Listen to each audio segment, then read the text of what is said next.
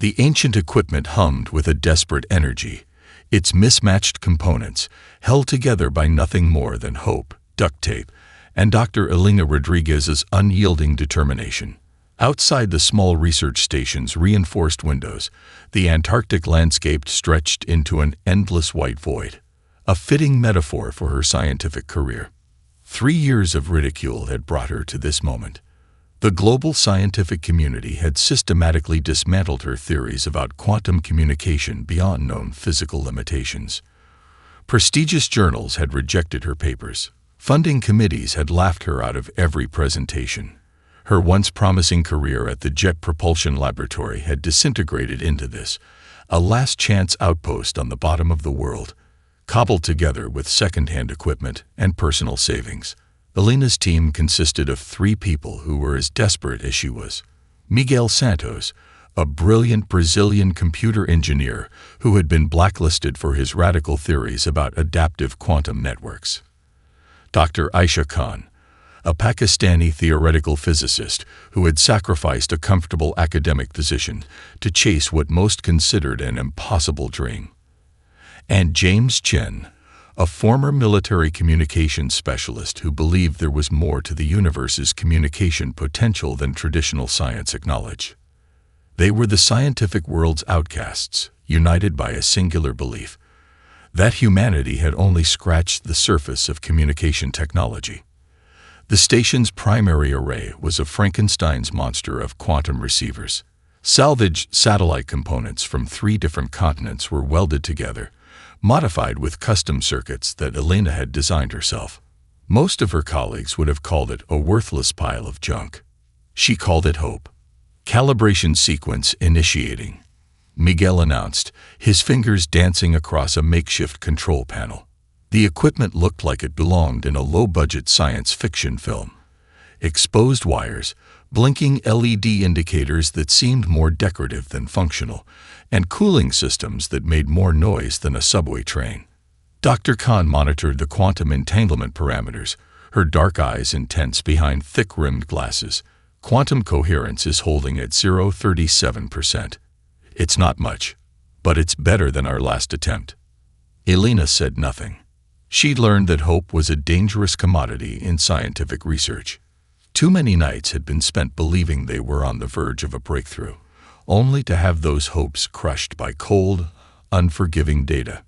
The station's primary computer, a custom-built system that had cost Elena her entire retirement fund, began to pulse with an unusual rhythm.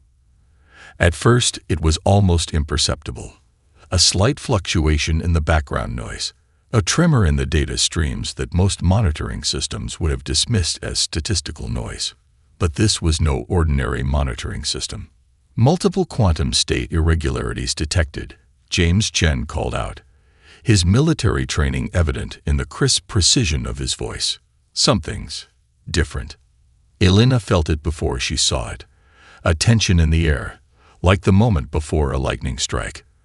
The hairs on the back of her neck stood on end. The equipment's hum changed, no longer a consistent drone, but a modulating signal that seemed to breathe with its own consciousness. "Shut down all non-essential systems," she commanded, her voice cutting through the mounting tension. But it was too late. The computer screens erupted in a cascade of data, not the predictable mathematical patterns of standard transmissions, but a living, mutating stream of information that seemed to defy every known law of physics. Lines of code twisted and reconstructed themselves. Quantum states collapsed and reformed in patterns that should have been impossible. Glass monitors cracked. Backup systems that should have been redundant flickered and died. And through it all, a signal emerged, complex, beautiful, terrifying. Miguel let out a string of Portuguese curses. Dr. Khan's hand covered her mouth in shock. James was already initiating emergency protocols, his fingers flying across multiple interfaces. Elena stood perfectly still. This was no ordinary transmission. This was a message from beyond the boundaries of known scientific understanding. From a place where the fundamental laws of reality became mere suggestions. From the event horizon itself. "Record everything," she whispered, her voice barely audible over the cacophony of breaking equipment and cascading data. "We're witnessing something no human has ever seen before." The signal continued, indifferent to their shock, their fear, their wonder. A cosmic communication that would change everything humanity thought it knew about science, communication, and its place in the universe. Their desperate last chance had just become humanity's first step into an unimaginable future. The first global emergency briefing descended into controlled chaos within minutes. Representatives from every major world power crowded into the United Nations Secure Communications Center, their faces a mixture of scientific curiosity and barely contained panic. Dr. Elena Rodriguez stood at the center of a holographic display that pulsed with fragments of the mysterious transmission, a living, breathing puzzle that defied every known method of decryption. "This is impossible," muttered Dr. Harold Weinstein, the lead cryptographer from the National Security Agency. His fingers trembled as he manipulated holographic data streams, each attempt to parse the signal resulting in spectacular failure. Entire decryption algorithms collapsed like wet paper, their sophisticated mathematical models shredded by the transmission's adaptive complexity. Within 48 hours, the world's most advanced computer systems began to show signs of systematic breakdown. What had started as an isolated scientific curiosity was rapidly becoming a global technological crisis. "The signal is alive," Elena explained, her voice steady despite the mounting tension. "It's not just a message. It's a living system of information that actively resists traditional decryption methods." Beside her, Miguel Santos had been working continuously, sustaining himself on a diet of energy drinks and pure adrenaline. His custom-built quantum decryption arrays looked like a nightmare engineered by a mad scientist, a labyrinth of custom circuits, quantum processors, and cooling systems that hummed with an almost sentient energy. "Look at this," he said, pointing to a screen that showed constantly shifting patterns. "The encryption layers are not just complex. They're evolving. Every time we develop a method to break through one layer, the entire cryptographic structure reorganizes itself." Dr. Aisha Khan approached with a series of mathematical models that looked more like abstract art than scientific notation. "The transmission contains nested encryption that defies our understanding of information theory," she explained. "It's as if someone, or something, has created a communication method that is fundamentally different from any known form of data transmission." The implications were staggering. This was more than just a message. It was a technological ecosystem, a living communication protocol that adapted, learned, and transformed in real time. Military strategists from various nations began to lose their composure. General Marcus Reyes of the United States Cyber Command slammed his hand on the conference table. "This could be the most sophisticated cyber weapon in human history. We need to contain it, neutralize it." But Elena knew they were missing the point entirely. "This isn't a weapon," she countered, her voice cutting through the rising panic. "This is an invitation, a test of some kind." The breakthrough came unexpectedly, during the 72nd consecutive hour of continuous analysis. James Chen, who had been quietly running parallel processing algorithms, suddenly stood up with an expression of pure wonder. "The transmission, it's responding to our attempts to understand it," he said quietly. As if on cue, the holographic displays began to shift. Mathematical equations that had previously been incomprehensible started to resolve into recognizable patterns. Not human patterns, but something that suggested an intelligence far beyond conventional understanding. Fragments of technological blueprints began to emerge. Quantum communication principles that made humanity's most advanced technologies look like primitive stone tools. Energy transfer mechanisms that could potentially solve global power challenges. Medical nanotechnology that could revolutionize human health at a cellular level. But each revelation came with a price. The more they understood, the more the transmission seemed to probe their own technological and cognitive limitations. Dr. Weinstein, the NSA cryptographer, was the first to break. After 96 hours of continuous work, he began to laugh. a high-pitched, unhinged sound that echoed through the secure facility. His mind, confronted with a form of communication that fundamentally challenged everything he understood about information theory, simply couldn't process the complexity. He wouldn't be the last.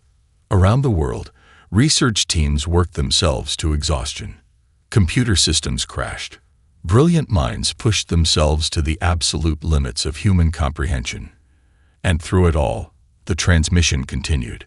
Patient, adaptive, waiting. Elena Rodriguez understood something that no one else in the room had yet realized. This was not just a message. This was a first contact scenario unlike anything humanity had ever imagined.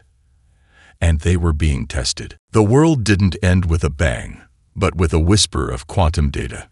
Elena Rodriguez watched as global power structures began to crumble, not through violence, but through information. Her decision to distribute fragments of the transmission across multiple independent networks was both her greatest triumph and potentially her most dangerous act of scientific rebellion. Government firewalls collapsed like tissue paper. Corporate communication systems became porous, their supposedly secure networks transformed into open-source conduits of revolutionary technology. What had begun as a scientific discovery was rapidly becoming a global uprising of knowledge. In Silicon Valley, a collective of young programmers began integrating the quantum communication fragments into open-source projects. Garage inventors in Mumbai repurposed industrial communication systems. A network of hackers in Buenos Aires started redistributing the technological blueprints faster than any government could track or suppress. This is beyond containment, Miguel Santos explained to Elena, his eyes wild with a mixture of terror and exhilaration. The transmission is adaptive. Every attempt to control it just makes it spread faster. The first truly revolutionary application emerged from an unexpected source. Dr. Yuki Tanaka, a Japanese telecommunications engineer working in a small research lab in Hokkaido, discovered a way to use the transmission's quantum communication principles to create a communication network that was simultaneously everywhere and nowhere. Traditional internet infrastructure became obsolete overnight.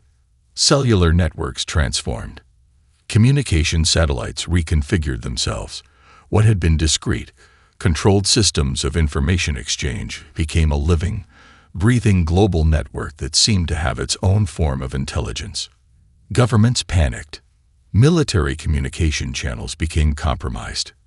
Financial systems found themselves exposed, their supposedly secure encryption rendered meaningless by the new quantum communication protocols. We're witnessing the most significant technological revolution in human history, Dr. Aisha Khan remarked, watching real-time global data flows that looked more like living organisms than traditional communication patterns. And we have no idea where it will lead. The economic implications were staggering. Telecommunications companies watched their business models evaporate in real time. Internet service providers became obsolete. The very concept of controlled information infrastructure collapsed. But it wasn't just communication technology that was changing. Energy systems began to transform. The transmission contained fragments of quantum energy transfer principles that made current renewable energy look like burning wood. Solar panels in remote villages in Africa suddenly became exponentially more efficient. Wind turbines in the American Midwest started producing 10 times their rated capacity. James Chen, with his military background, saw the larger strategic implications. This is more than just a technological shift, he told Elena during a late-night strategy session. This is a complete restructuring of global power dynamics. Political borders began to blur. The new quantum communication network didn't recognize national boundaries. Information flowed freely, translations happened instantaneously, and collaborative projects emerged that transcended traditional geopolitical constraints. A research team in Kenya collaborated in real time with scientists in Argentina. A medical breakthrough in South Korea was instantly available to doctors in rural India. The transmission was creating a truly global infrastructure of knowledge. Not everyone welcomed this transformation. Powerful interests fought back. Governments attempted to shut down internet infrastructure. Corporate entities tried to contain the spread of the new technology, but each attempt to suppress the transmission only accelerated its spread. Elena understood the deeper game now. This wasn't just a message, it was a test. A test of humanity's potential to transcend its current limitations. A test of whether humans could handle a technology that fundamentally challenged everything they understood about communication, energy, and collective knowledge. "We're being invited to something," she told her team, "and how we respond will determine everything." The quantum rebellion had begun, and humanity was transforming before its own eyes. No one knew where it would end. The first Nexus collective ships appeared without warning. Massive constructs of impossible geometry materialized in Earth's orbit, their surfaces defying every known principle of material science. Sleek yet angular, they seemed to shimmer between physical states, sometimes solid, sometimes more like a complex mathematical equation given form. At the United Nations emergency session, absolute silence fell as the holographic displays tracked the alien vessels. Dr. Elena Rodriguez stood near the center of the command hub, her team gathered around her like a protective shield. "They're not here to talk," James Chen muttered, his military training evident in the tension of his shoulders. "Those are weapons platforms, not diplomatic vessels." The first communication came precisely 17 minutes after the ship's arrival. Not through any traditional medium, but directly into the global quantum network that had emerged from the transmission. Every screen, every connected device displayed the same message. A cold, clinical declaration that seemed to bypass normal language altogether. Humanity categorized. Threat level, critical. Immediate suppression protocol initiated. General Marcus Reyes, head of the United Nations Extraterrestrial Response Division, looked like he was about to have a heart attack. "They want us to surrender," he said, his voice a mix of rage and disbelief. "Surrender what exactly?" Elena knew the answer before anyone could articulate it.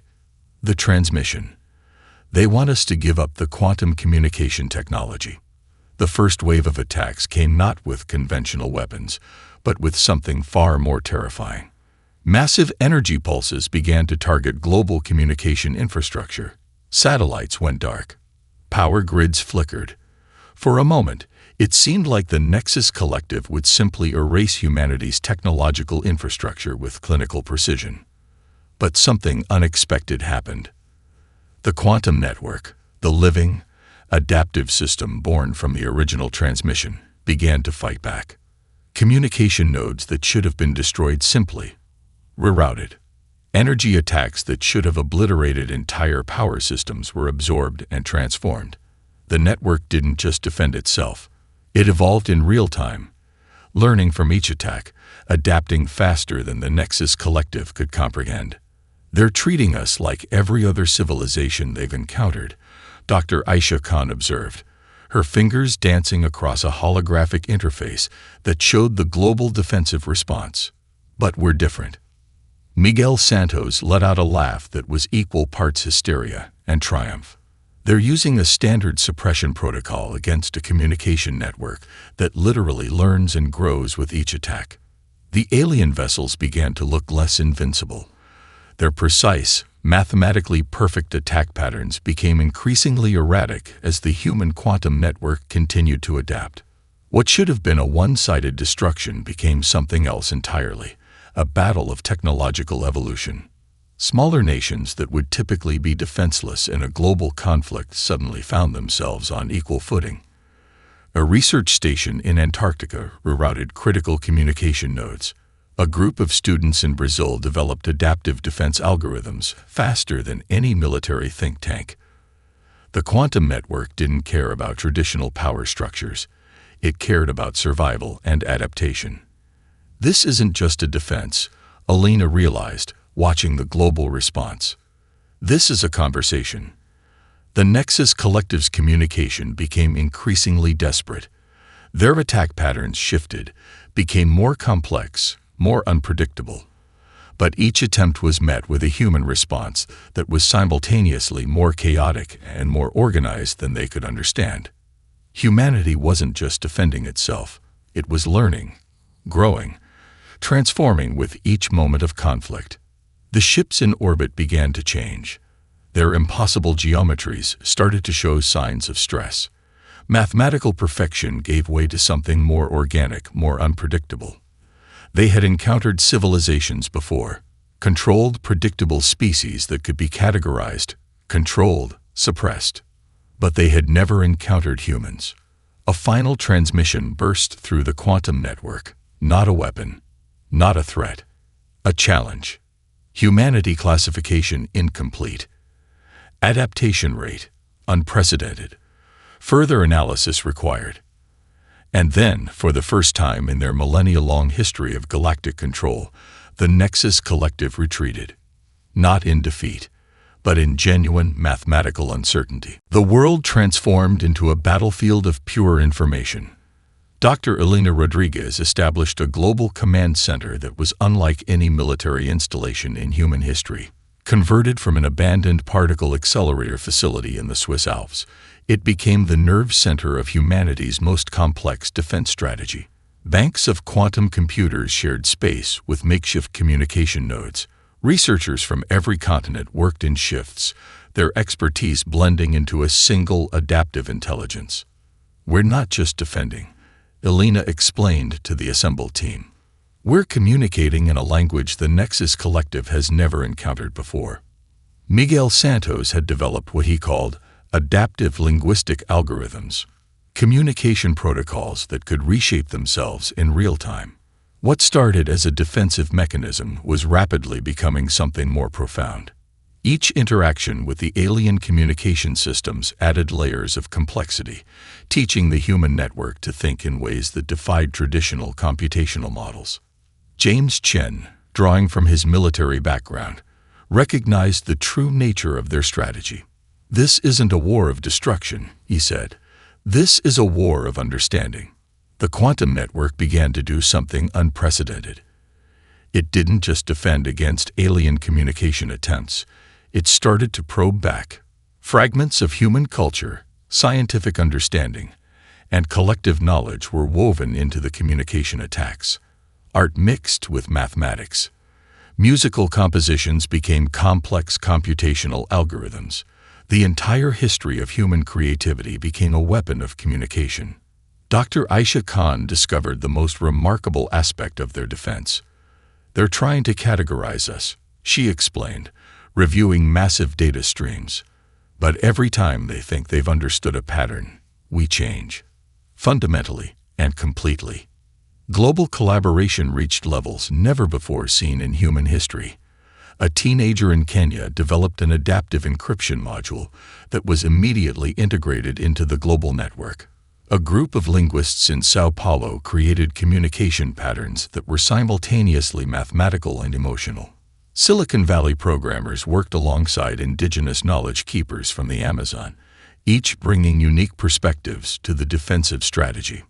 The Nexus Collective's communication attempts became increasingly erratic. Their perfectly mathematical approaches began to show signs of something unprecedented: confusion. Massive energy weapons that had once seemed invincible now flickered uncertainly in Earth's orbit. The alien ships began to change, their impossible geometries showing signs of strain. They were encountering a form of intelligence that didn't follow any known rules of engagement. "We're teaching them something," Elena realized during a critical moment of analysis. "We're showing them that intelligence isn't just about calculation. It's about adaptation, creativity, unpredictability." The information war expanded beyond simple defense. Humanity began to use the quantum network to understand the Nexus Collective. Fragments of their communication protocols were reverse engineered. Mathematical models of their decision-making processes were constructed and then systematically challenged.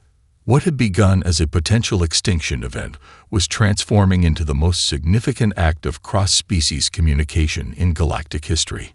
Universities became frontline research centers. The line between military strategy, scientific research, and artistic expression blurred completely. A composer in Vienna created musical algorithms that could penetrate alien communication barriers.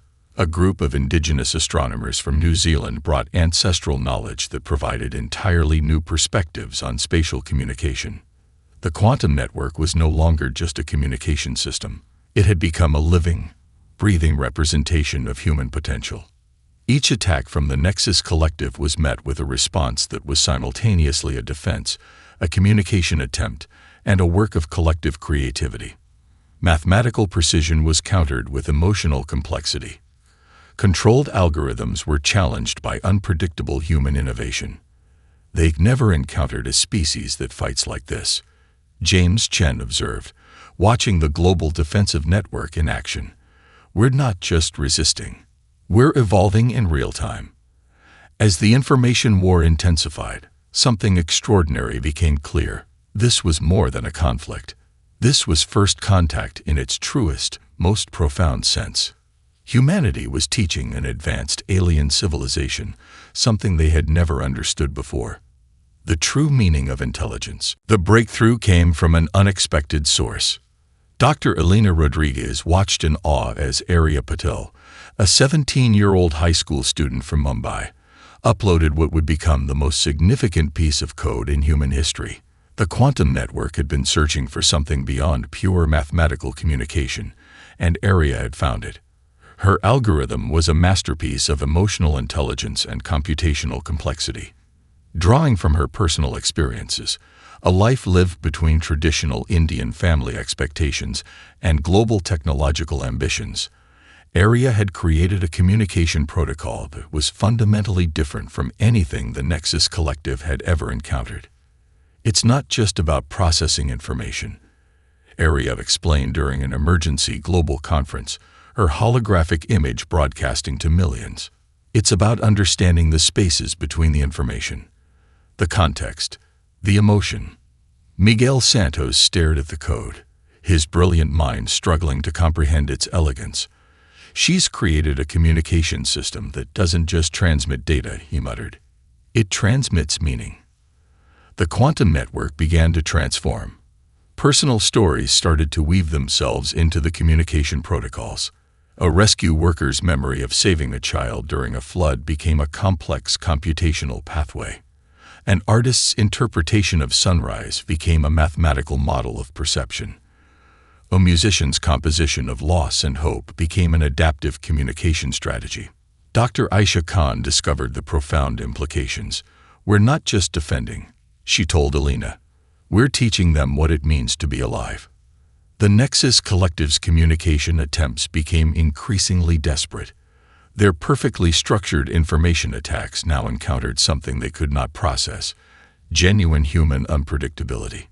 Each attempt to categorize human communication was met with a response that defied their most advanced analytical models. James Chen, watching the global response, saw something revolutionary happening. This is beyond technology, he said. This is a fundamental reimagining of intelligence itself. Personal stories became weapons of communication. A grandmother's recipe contained complex computational pathways. A child's drawing included multi-dimensional communication strategies. The quantum network had become a living, breathing representation of human experience. Global barriers dissolved. A farmer in rural Kenya contributed communication modules based on generations of agricultural knowledge. Indigenous astronomers from Australia brought perspectives that challenged fundamental assumptions about space and time. A group of street artists in Sao Paulo transformed urban survival strategies into communication protocols. The Nexus Collective found themselves confronted with a species that refused to be categorized. Every mathematical model they applied to understand humanity failed. Humans were simultaneously logical and emotional, structured and chaotic, predictable and wildly innovative. Their communication was a living ecosystem, not a controlled system. They're trying to understand us through subtraction, Elena realized during a critical analysis session. But we're a species of addition, of multiplication, of unexpected connections. Arya Patel's original algorithm continued to evolve.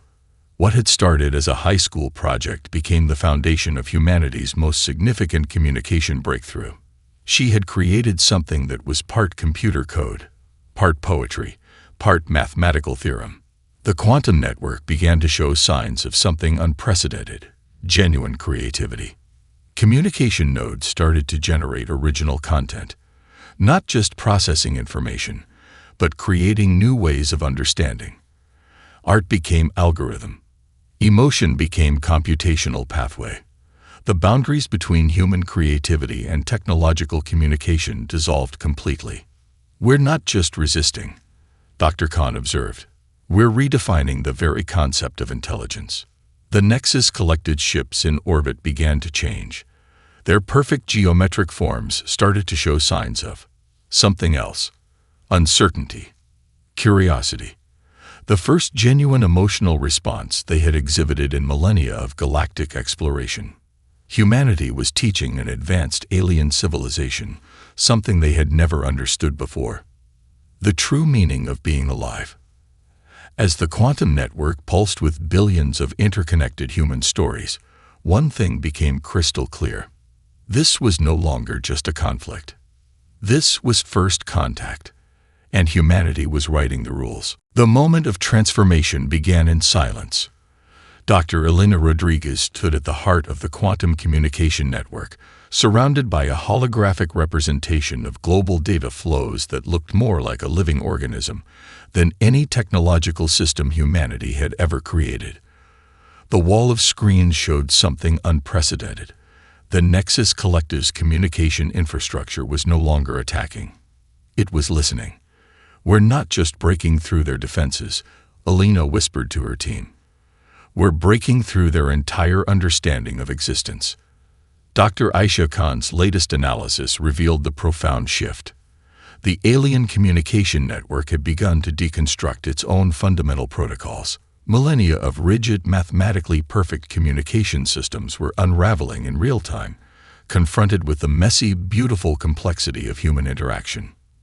Miguel Santos had stopped trying to track the data streams.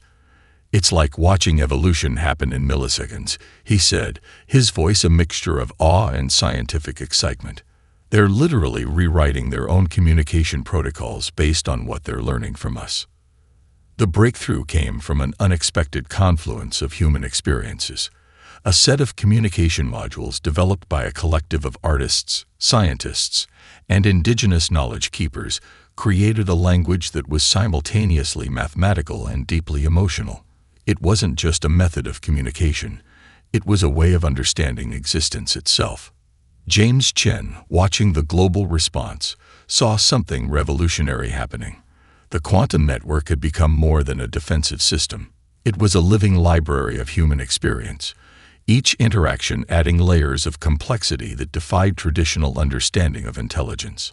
Around the world, people who had never considered themselves part of a global scientific endeavor suddenly found themselves contributors to the most significant communication event in human history.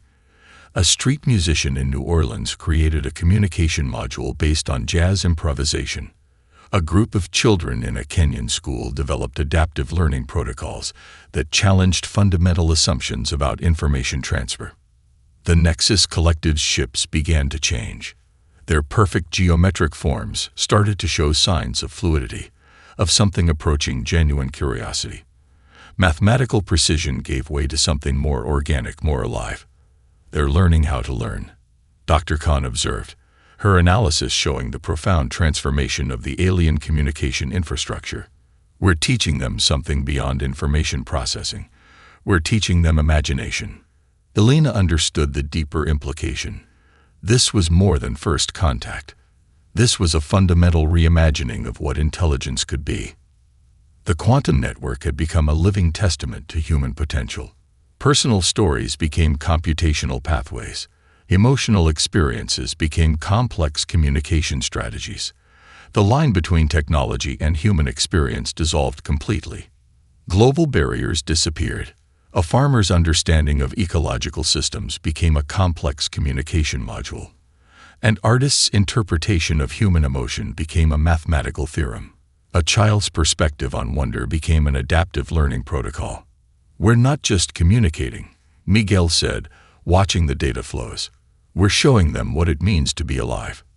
The final transformation happened in a moment that was simultaneously instantaneous and eternal. The Nexus Collective's communication infrastructure began to mirror the quantum network's adaptive capabilities. Perfect mathematical precision gave way to something more fluid, more alive. They were learning creativity. They were learning emotion. They were learning what it meant to truly be intelligent. Arya Patel, the teenage programmer whose original algorithm had started this journey, watched from her home in Mumbai. Her simple act of creative coding had become the key to humanity's most significant moment of cosmic communication. We're not just a species, Alina realized, watching the global network pulse with billions of interconnected human experiences. We're a living, adaptive intelligence. The Nexus Collective's final transmission was unlike anything in their millennia-long history of galactic exploration. Humanity classification. Impossible. Intelligence redefined. Further communication required. As the quantum network continued to pulse with the collective experiences of billions, one thing became crystal clear. Humanity had not just survived. Humanity had transformed the very concept of intelligence itself. 15 years after the first transmission, humanity stood at the precipice of a new era.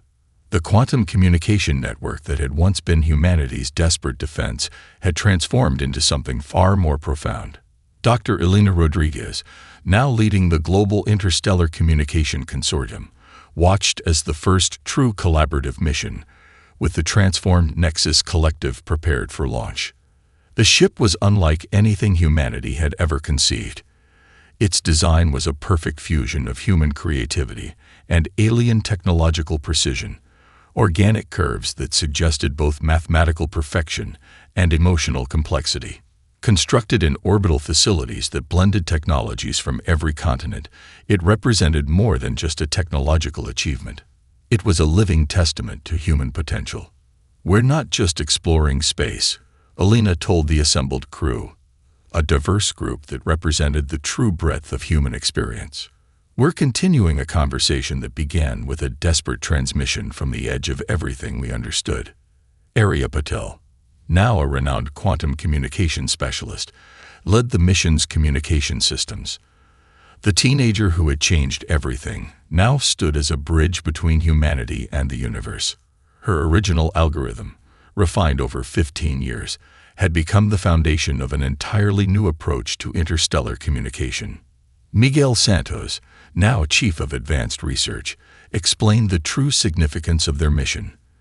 "This isn't exploration in the traditional sense," he said during the pre-launch briefing.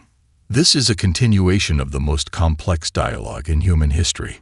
The transformed Nexus Collective had become something entirely different. No longer a rigid, mathematically precise civilization, they had learned the most profound lesson from humanity: the power of adaptation, creativity, and emotional intelligence.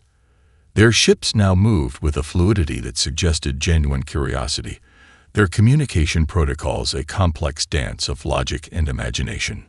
Dr. Aisha Khan's research had revealed the profound transformation. The alien civilization had completely restructured its understanding of intelligence. They were no longer conquerors or observers. They had become partners in a cosmic exploration of potential. James Chen, now the mission's strategic coordinator, understood the deeper implications. "We didn't just survive," he told the crew. "We fundamentally changed the nature of cosmic intelligence." The launch was unlike any in human history. No rocket flames, no traditional propulsion. The ship simply emerged, a living system of communication and potential, moving through space in ways that defied traditional understanding of physics. Each crew member carried more than just scientific equipment. They carried the collective experiences of humanity, stories, emotions, creative potential. The ship itself was a living archive of human experience, a communication device that was simultaneously a vessel, a library, and a bridge to the unknown. Arya's communication systems pulsed with a complexity that was both mathematical and deeply emotional. Personal stories became navigation protocols. Emotional experiences became energy transfer mechanisms. The line between technology, human experience, and cosmic exploration dissolved completely.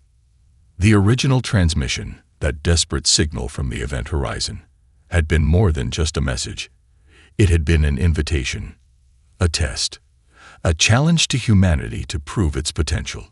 And they had succeeded beyond anything the original senders could have imagined. As the ship prepared to move beyond known space, Alina reflected on the journey. From a desperate research station in Antarctica to this moment of cosmic potential, humanity had transformed everything it touched. They had not conquered the universe. They had engaged with it, learned from it, transformed it. The final transmission to Earth was simple yet profound. Conversation continues. Potential unlimited. Humanity. Present. The ship moved beyond the horizon, carrying with it the collective potential of an entire species, not as conquerors, not as observers, but as partners in the most profound conversation in cosmic history. Humanity had arrived.